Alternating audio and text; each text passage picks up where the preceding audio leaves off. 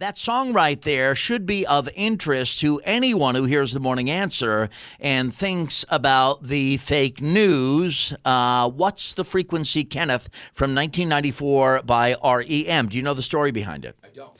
It involves, Don Dix, former CBS News anchorman Dan Rather, CBS News reporting, Dan Rather, CBS Evening News.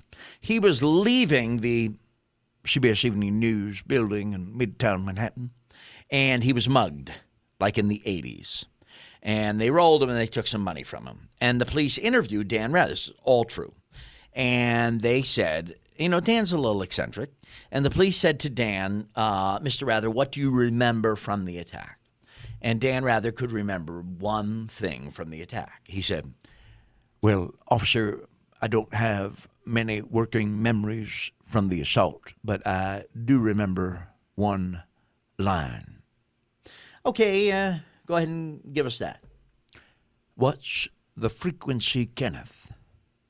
That was said to me. I'm Dan Rather, reporting. CBS Evening News.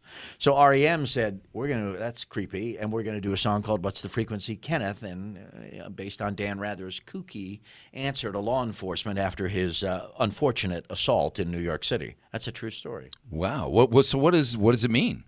What's the frequency, Kenneth? What does it mean? You'd have to ask Dan Rather. It was never explained. Well, he doesn't know. You mean he was like... He knows as much about that as he does about George W. Bush's National Guard service. So don't give him a hard time. Nancy